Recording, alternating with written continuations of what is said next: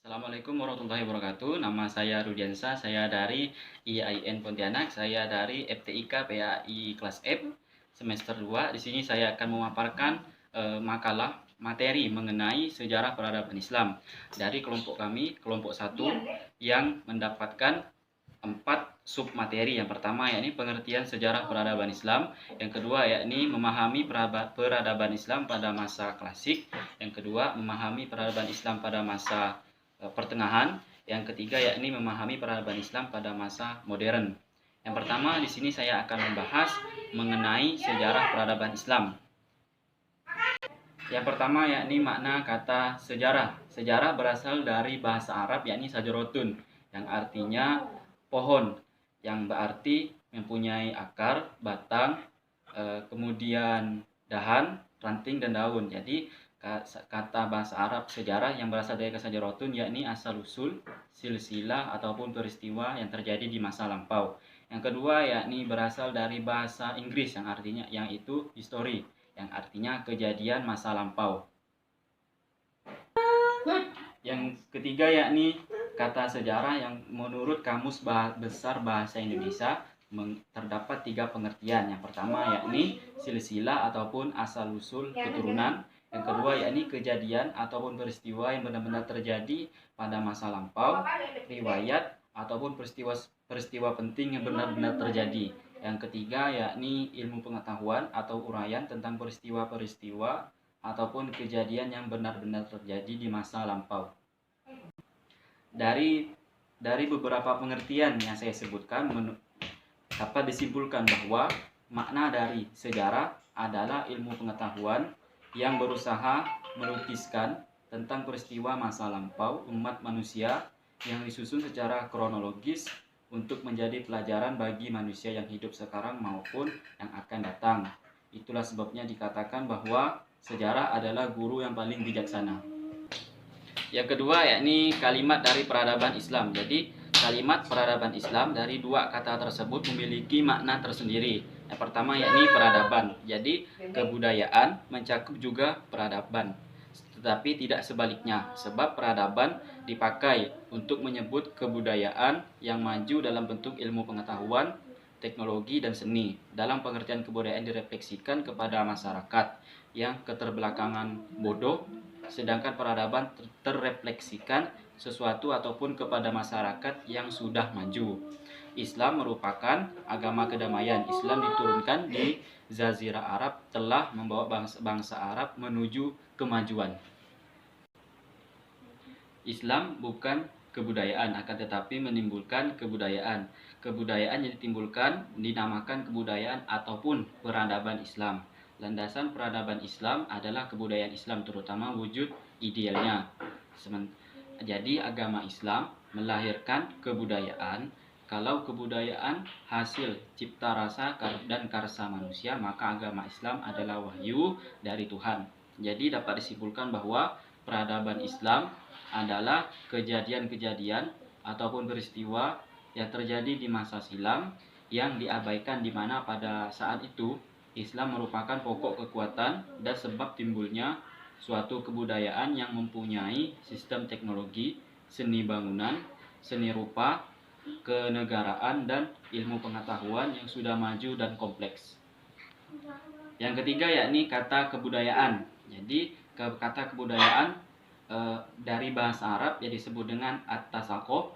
Yang kedua dari bahasa Inggris yang disebut dengan culture. Jadi menurut Coach Tiningrat, kebudayaan paling tidak mempunyai 3 wujud. Yang pertama yakni wujud ideal, yang kedua wujud kelakuan, dan yang ketiga yakni wujud benda. Menurut ST Takrir Ali Syahjabana, kebudayaan adalah manifestasi dari cara berpikir. Jadi dapat disimpulkan bahwa kebudayaan adalah suatu kebiasaan yang terjadi di dalam kelompok orang, di dalam suatu wilayah yang menjadi suatu aktivitas rutin dan dilaksanakan secara turun-temurun dari nenek moyang mereka. Selanjutnya dalam sejarah peradaban Islam, yakni dapat kita gali melalui 3 metode. Yang pertama yakni ataupun 3 poin yang perlu diperhatikan dalam menggali sejarah peradaban Islam. Yang pertama yakni metode sejarah, yang kedua yakni ilmu dasar sejarah, yang ketiga yakni ilmu bantu sejarah. Yang pertama yakni metode sejarah. Metode sejarah adalah proses menguji ataupun dan menganalisis secara kritis rekaman dan peninggalan masa lampau. Dalam metode sejarah terdapat dibagi menjadi 2 bagian, yakni metode penggalian sejarah dan metode penulisan sejarah. Yang pertama ini metode penggalian sejarah. Jadi metode penggalian sejarah adalah metode untuk menggali sejarah menggunakan beberapa metode. Yang pertama yakni yang termasuk ke dalam metode penggalian sejarah yakni metode lisan ataupun metode wawancara ataupun metode interview. Yang kedua yakni metode observasi. Yang ketiga yakni metode dokumenter.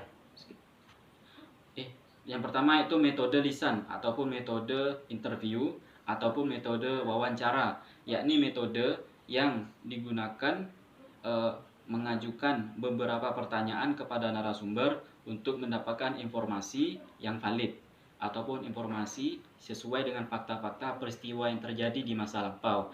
Yang kedua yakni metode observasi, yakni metode pengumpulan data yang berupa penyelidikan yang dijalankan secara sistematis dan sengaja diadakan dengan menggunakan alat indera terhadap kejadian yang dapat langsung ditangkap. Metode observasi adalah metode penelitian dengan pengamatan yang dicatat secara sistematis fenomena-fenomena yang diselidiki. Yang ketiga yakni metode dokumenter. Jadi metode dokumenter merupakan metode pengumpulan data yang digunakan untuk mengetahui yang dapat dilihat secara langsung sebagai laporan dari suatu peristiwa yang isinya terdiri dari berupa penjelasan-penjelasan ataupun pemikiran terhadap peristiwa dengan sengaja dan menyimpan keterangan-keterangan tertentu ataupun catatan-catatan. Yang kedua yakni metode penulisan sejarah. Ya, jadi metode penulisan sejarah terdiri dari 3 komponen, yakni metode deskriptif, metode komparatif, dan metode analisis sintesis. Yang pertama yakni metode deskriptif. Jadi metode deskriptif ini ditunjukkan untuk menggambarkan adanya peradaban Islam tersebut. Maksudnya ajaran Islam sebagai agama samawi yang dibawa oleh Nabi Muhammad yang berhubungan dengan peradaban sebagaimana adanya, dengan tujuan untuk memahami yang terkandung dalam sejarah tersebut. Yang kedua yakni metode komparatif. Jadi metode komparatif ini metode perbandingan. Metode komparatif dimaksudkan bahwa ajaran agama Islam tersebut dikomparasikan dengan fakta-fakta yang terjadi dan berkembang dalam waktu serta tempat-tempat tertentu untuk mengetahui adanya persamaan ataupun perbedaan dari fakta-fakta yang didapatkan melalui fakta-fakta sejarah peradaban Islam. Dengan demikian dapat ketahui pula bahwa adanya garis tertentu yang menghubungkan peradaban Islam dengan peradaban yang dibandingkan. Yang ketiga yakni metode analisis sintesis. Jadi metode ini dengan adanya pendekatan sintesis dimaksudkan untuk memperoleh kesimpulan yang diambil untuk memperoleh satu keutuhan dan kelengkapan kerangka pencapaian tujuan serta manfaat penulisan sejarah peradaban Islam. Nah, yang kedua yakni dari sejarah peradaban Islam, yang kedua yakni ilmu dasar sejarah. Nah, ilmu dasar sejarah terdapat 8 poin yang perlu diperhatikan. Yang pertama yakni paleografi ataupun ilmu Kutch, yang kedua diplomatik. Yang ketiga yakni epigrafi, yang keempat yakni kronologis, yang kelima sigilografi, yang keenam heraldry, yang ketujuh numismatik, yang kedelapan genealogi. Yang pertama yakni saya akan memaparkan, yang pertama yaitu paleografi ataupun ilmu Kutch. Jadi paleografi ini adalah pengetahuan mengenai tulisan kuno. Jadi melalui paleografi dapat ketahui beberapa hal. Yang pertama ini bentuk-bentuk tulisan, itu baik itu tulisan Arab, tulisan Nasaki, Farisi, Maghribi, Ghuvar, Diwani dan sebagainya. Yang kedua yakni cara membaca tulisan-tulisan kuno. Nah, jadi biasanya ini tulisan Mesir kuno ataupun Ibrani dengan bahasa Jawa ataupun bahasa Sanskerta. Yang ketiga yakni kapan ataupun di mana tulisan ini dibuat, sebab tulisan itu akan mengalami perubahan-perubahan karena waktu maupun tempat yang berbeda. Yang kedua yakni diplomatik. Nah, jadi diplomatik adalah suatu cabang pengetahuan yang menyelidiki tanggal, tempat serta keaslian dokumen-dokumen tertulis. Yang ketiga yakni epigrafi. Epigrafi adalah cabang pengetahuan mengetahui inskripsi atau tulisan yang terdapat dalam monumen, baik mengenai teknik pembuatannya maupun isi teksnya, misalnya batu nisan ataupun makam-makam kuno. Yang keempat yakni kronologis. Kronologis adalah pengetahuan yang membahas tentang masalah kesatuan waktu seperti kalender ataupun yang lain-lain. Yang kelima yakni sisilografi, yakni pengetahuan mengenai segel yang digunakan oleh para raja, khalifah, paus, pegawai, pemerintah dan lain-lain. Yang keenam yakni heraldry, yakni pengetahuan tentang tanda-tanda ataupun simbol-simbol yang digunakan pada stempel ataupun baju besi, pakaian para pembesar, pada bendera ataupun pakaian tentara. Yang ketujuh yakni numismatik. Nah, numismatik yakni pengetahuan untuk mengadakan klasifikasi dan menguraikan secara deskriptif mengenai mata uang menurut negeri atau zamannya, termasuk di dalamnya adalah medali, gambar-gambar dan tulisan dalam mata yang memberikan manfaat yang sangat besar, penting dalam memberikan data sejarah. Yang kedelapan yakni genealogi. Genealogi adalah pengetahuan tentang asal-usul ataupun istilah, termasuk juga daftar para pembesar ataupun pegawai. Yang ketiga yakni dalam menggali sejarah peradaban Islam, yakni ilmu bantu sejarah. Dalam ilmu bantu sejarah terdapat 5 poin yang perlu diperhatikan. Yang pertama yakni geografi, yang ketiga sosiologi, yang ketiga antropologi, yang keempat yakni analogi, dan yang kelima yakni ilmu sejarah. Yang pertama yakni geografi. Nah, geografi adalah ruang lingkup waktu ataupun ruang dalam konteks ruang dimensi geografi yang sangat penting yang perlu diperhatikan. Bahkan dalam konteks perluasan wilayah kekuasaan dan penyebaran suatu agama tidak mungkin dapat dijelaskan dengan baik jika tidak mengetahui geografinya. Jadi fenomena geografis yang beraneka ragam berpengaruh besar terhadap manusia dan sejarahnya. Yang kedua yakni sosiologi. Sosiologi yakni ilmu pengetahuan yang memiliki lapangan penyelidikan, suatu pandangan metode dan susunan pengetahuan. Sosiologi dapat dibedakan menjadi dua, yakni sosiologi umum, yang kedua yakni sosiologi khusus. Sosiologi umum yakni sosiologi yang tugasnya menyelidiki gejala sosiokultural secara umum. Yang kedua yakni sosiologi khusus, yakni pengkhususan dari sosiologi umum yang tugasnya menyelidiki suatu aspek kehidupan sosiokultural secara mendalam. Yang ketiga yakni antropologi. Jadi antropologi dalam konteks sejarawan dapat meminjam beberapa konsep antropologi budaya dalam kajiannya tentang sejarah peradaban dari berbagai aspek. Yang pertama yaitu nilai, norma, adat istiadat, tingkat peradaban, gaya hidup dan lain-lain. Yakni arkeologi. Jadi arkeologi dapat mengungkapkan peradaban material masa lampau seperti pembentukan kota, struktur perumahan, perabot rumah tangga, hiasan alat kerja, senjata, bahkan juga pengetahuan agama. Yang kelima yakni ilmu sejarah. Nah, jadi sejarah adalah kisah ataupun peristiwa masa lampau yang bisa diulang melalui cerita. Jadi ilmu ini membahas mengenai perkembangan peristiwa kejadian masa lampau yang dibahas oleh orang lain mengenai segala orang-orang besar, baik seseorang yang membesarkan bidang peradaban, pemerintahan, ekonomi, politik, dan sebagainya. Karena orang-orang besar tersebut memiliki pengaruh dalam bidang peradaban yang berlaku pada saat itu. Selanjutnya yakni manfaat atau urgensi mempelajari sejarah peradaban Islam. Yakni dari sejarah dapat ketahui bahwa segala sesuatu yang terjadi dalam peradaban Islam, segala ide, konsep, institusi, sistem, ataupun operasionalnya yang terjadi dari waktu ke waktu. Jadi sejarah pada dasarnya hanya sekedar memberikan romantisme, tetapi lebih dari merupakan refleksi histori. Dengan demikian, mempelajari sejarah peradaban Islam dapat memberikan semangat back projecting teori untuk membuka lembaran dan mengukir kejayaan atau kemajuan peradaban Islam yang baru dan lebih baik. Sejarah peradaban Islam sebagai studi tentang masalah-masalah yang berhubungan dengan sejarah peradaban sudah tentu akan menjadi sangat bermanfaat, terutama dalam rangka memberikan sumbangan bagi pertumbuhan atau perkembangan peradaban.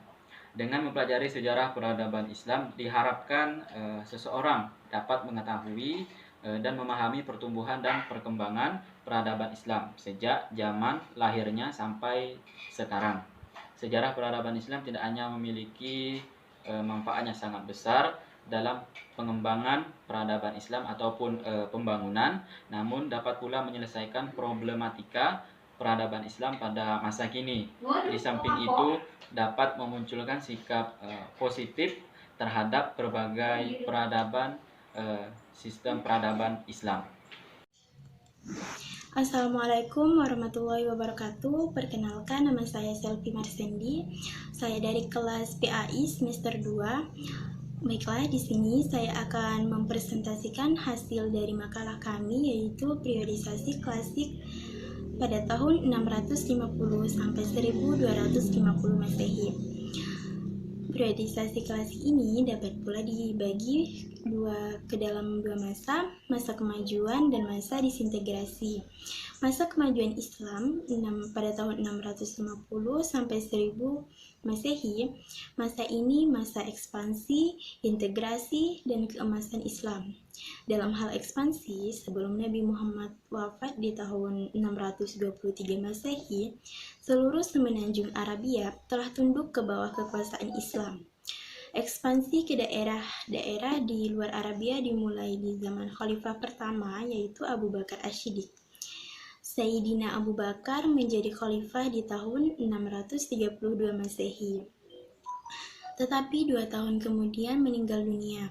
Masanya yang singkat itu dipergunakan untuk menyelesaikan perang lidah yang ditimbulkan oleh suku-suku bangsa Arab yang tidak mau tunduk lagi kepada Madinah. Lalu dilanjutkan oleh khalifah kedua, yaitu Umar bin Khattab pada tahun 634 sampai 644 Masehi. Di zamannya lah gelombang ekspansi pertama terjadi. Kota Damaskus jatuh di tahun 632 Masehi. Dan setahun kemudian, setelah tentara bin Zaitun kalah pertempuran di Yarmouk, jatuh ke bawah kekuasaan Islam. Ekspansi diteruskan ke Irak dan Mesir. Irak jatuh di tangan Islam pada tahun 637 Masehi, sedangkan Mesir jatuh di tangan Islam pada tahun 640 Masehi. Setelah Irak jatuh ke tangan Islam, lalu dilanjutkan serangan di Persia. Persia jatuh di tangan Islam pada tahun 641 Masehi. Di zaman Sayyidina Utsman bin Affan pada tahun 644 sampai 656 Masehi, gelombang ekspansi pertama berhenti. Sampai di sini, di kalangan umat Islam terjadi perpecahan karena soal pemerintahan dan dalam kekacauan yang timbul, Utsman mati terbunuh. Sebagai pengganti Utsman, Sayyidina Ali bin Abi Thalib menjadi khalifah keempat pada tahun 656 sampai 661 Masehi. Tetapi mendapat tantangan dari pihak pendukung Utsman, terutama Muawiyah. Sebagaimana Utsman mati terbunuh dan Muawiyah menjadi khalifah kelima, Muawiyah selanjutnya membentuk dinasti Bani Umayyah pada tahun 661 sampai 750 Masehi, dan ekspansi gelombang kedua terjadi di zaman dinasti ini. Muawiyah menerapkan pemerintahan semacam monarki, yakni kekuasaan turun-menurun di kalangan keluarganya. Jatuhnya dinasti Bani Umayyah adalah dari semenjak berdirinya. Dinasti Bani Umayyah telah menghadapi tantangan-tantangan. Kaum Khawarij pada mulanya adalah pengikut Ali, tetapi tidak setuju dengan politik Ali untuk mencari penyelesaian secara damai dengan Muawiyah tentang soal khalifah. Tantangan keras yang akhirnya membawa kejatuhan Bani Umayyah datang dari pihak golongan Syiah. Golongan Syiah adalah pengikut-pengikut yang setia dari Ali dan berkeyakinan bahwa Ali lah sebenarnya yang harus menggantikan Nabi untuk menjadi khalifah umat Islam. Akhirnya, yang langsung membawa kepada jatuhnya kekuasaan Bani Umayyah ialah munculnya satu cabang lain dari Quraisy, yaitu Abu al-Abbas. Abu al-Abbas mengadakan kerjasama dengan kaum Syiah. Serangan terhadap Bani Umayyah dimulai dari Khurasan jatuh pada tahun 750 Masehi. Tidak lama kemudian, Khalifah Bani Umayyah pun jatuh digantikan oleh Abu al-Abbas sebagai khalifah. Keberhasilan menumbangkan dinasti Umayyah tersebut tidak dapat dilepaskan dari beberapa faktor. Yang pertama, gencarnya propaganda yang dilakukan oleh Al-Abbas kepada setiap penduduk yang kecewa atas kepemimpinan dinasti Bani Umayyah. Yang kedua, makin banyaknya pendukung dari segala lapisan masyarakat terhadap kaum pemberontakan, sehingga kebencian mereka terhadap Bani Umayyah menjadi faktor yang memudahkan mobilisasi massa. Ketiga, pemerintahan dinasti Bani Umayyah yang dianggap zalim ikut mendorong kebencian di rakyat. Keempat, kelemahan yang dialami oleh dinasti Bani Umayyah sendiri. Pada awal pemerintahan banyak masalah yang harus dihadapi. Namun, berkat bakat kepemimpinannya, semua permasalahan dapat diatasinya dengan baik. Kekuasaan kekhalifahan makin lama makin tidak memiliki pengaruh apa-apa. Keadaan ini tidak dapat dihindari oleh para khalifah pengganti berikutnya, karena para tentara keturunan Turki yang makin lama makin banyak turut memberi dukungan bagi Ashinas. Secara politis, pada khalifah dinasti Abbasiyah lemah dan mundur. Di pihak lain, kemajuan intelektual, sains, dan filsafat terus berkembang. Bahkan, kemajuan sains dan filsafat makin bertambah pada masa Buayyah dengan munculnya para ilmuwan dan filosof dengan membawa pemikiran-pemikiran baru.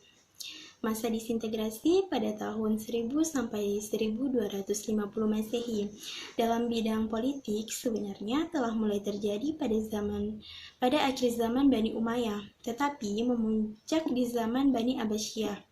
Khalifah-khalifah Bani Abbasiyah tetap diakui, tetapi kekuasaan dipegang oleh Sultan Buayyih.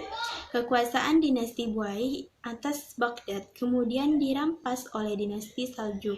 Saljuk adalah seorang pemuka suku bangsa Turki yang berasal dari Turkistan. Saljuk dapat memperluas daerah kekuasaan mereka sampai ke daerah yang dikuasai dinasti Buayyih. Dan semenjak itu sampai sekarang Asia Kecil menjadi daerah Islam. Dengan jatuhnya Asia Kecil ke tangan dinasti Saljuk, jalan naik haji ke Palestina bagi umat Kristen di Eropa menjadi terhalang. Untuk membuka jalan itu kembali, Paus Urban II berseru kepada umat Kristen di Eropa di tahun 1095 Masehi supaya mengadakan perang suci terhadap Islam. Perang salib pertama terjadi antara tahun 1096 Masehi dan 1099 Masehi. Perang salib kedua antara tahun 1147 Masehi dan 1149 Masehi, yang diikuti lagi oleh beberapa perang salib lainnya, tetapi tidak berhasil merebut Palestina dari kekuasaan Islam. Di abad 20 inilah baru Palestina jatuh ke tangan Inggris sesudah kalahnya Turki dalam Perang Dunia Pertama. Perpecahan di kalangan umat Islam menjadi besar. Ekspansi Islam di zaman ini meluas ke daerah yang dikuasai Bani Zaitun di barat, ke daerah pedalaman di timur dan Afrika melalui Gurun Sahara di selatan. Dinasti Saljikah meluaskan daerah Islam sampai ke Asia Kecil dan dari sana kemudian diperluas lagi oleh dinasti Utsman ke Eropa Timur. Di India, ekspansi Islam diteruskan oleh dinasti Ghaznawi. Cukup sekian yang dapat saya sampaikan, kurang dan lebihnya saya mohon maaf. Wabillahi taufiq wal hidayah. Wassalamualaikum warahmatullahi wabarakatuh. Assalamualaikum warahmatullahi wabarakatuh. Perkenalkan, nama saya Lydia. Kali ini Lydia bakal membahas tentang periodisasi sejarah peradaban Islam pertengahan dan Islam modern. Kita bakal bahas satu persatu ya. Islam pertengahan itu terjadi pada tahun 1250 sampai dengan 1800. Keturunan Genghis Khan merupakan penghancur dunia Islam. Nah, keturunan ini merupakan asli dari suku Mongol. Setelah menduduki Peking pada tahun 1212, ia mengalihkan serangannya ke arah barat, sehingga kerajaan-kerajaan Islam di barat jatuh ke tangannya satu persatu pada tahun 1219 sampai dengan 1220. Pada tahun 1258, keturunan Genghis Khan sampai di Baghdad dan menghancurkan kota tersebut. Pada saat itu, Timur Leng yang merupakan keturunan Genghis Khan berhasil menguasai Samarkand pada tahun 1369. Pada tahun 1260 sampai dengan 1277, bangsa Mongol ini berusaha menghancurkan Mesir. Namun sebaliknya, malah bangsa ini yang dihancurkan. Di India sendiri terjadi perselisihan dan perdebatan dalam perebutan kekuasaan, sehingga di India senantiasa terjadinya perubahan penguasa. Di Spanyol terjadi perdebatan antara dinasti-dinasti Islam dan raja-raja Kristen. Nah, raja-raja Kristen ini melakukan politik adu domba terhadap dinasti-dinasti Islam. Dinasti Islam yang satu dengan dinasti Islam yang lain diadu domba. Sedangkan raja-raja Kristen melakukan pemersatuan, sehingga dinasti-dinasti Islam bisa jatuh ke tangan raja-raja Kristen satu persatu. Sehingga pada tahun 1609 tidak ada lagi umat Islam yang ada di Spanyol. Dan pada saat itu sistem kekhalifahan secara formal dibubarkan. Nah, masuk ke periode Utsmani, yaitu pada tahun 1299 sampai dengan 1442. Nah, dalam periode Utsmani ini ada 3 raja besar, yaitu Sultan Muhammad Al-Fatih, Sultan Salim, dan Sultan Sulaiman Al-Kanuni. Sultan Muhammad Al-Fatih memerintah pada tahun 1451 sampai dengan 1481. Nah, pada masa kepemerintahannya, ia berhasil menguasai benteng Konstantinopel, kerajaan Bizantium di Istanbul, Turki. Nah, kemudian pada tahun 1412 sampai dengan 1512 sampai dengan 1520, kekuasaannya digantikan oleh Sultan Salim. Nah, pada masa Sultan Salim ini kekuasaannya semakin luas, yaitu meliputi Afrika, Mesir, dan Syria. Nah, kemudian pada tahun 1512 sampai dengan 1566, kekuasaan digantikan oleh Sultan Salim Al-Kanuni. Nah, Sultan Salim Al-Kanuni ini merupakan Sultan Utsmani terbesar karena pada masa pemerintahannya daerah kekuasaan semakin diperbesar, meliputi Asia, Afrika, bahkan Eropa. Hal ini ditandai yaitu pada tahun 1566 sampai dengan 1699 dia bisa mempertahankan kota Hungaria. Nah, pada masa Sultan Sulaiman Al-Kanuni inilah masa ekspansi terjadi, di mana perlawanan dari Australia dan Rusia sudah semakin tampak. Negara-negara ini memainkan perannya dan memanfaatkan kelemahan militer dari kerajaan Utsmani ini. Nah, kemudian pada tahun 1744 perang pun berakhir. Nah, jadi pada tahun 1924